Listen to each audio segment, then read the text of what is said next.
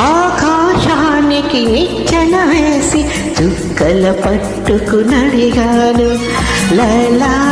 ఏదని నా లైలా ఏదని స్వర్గానికి నే దారులు వెతికి ఇంద్రుని పట్టుకునడిగాను లైలా ఏదని నా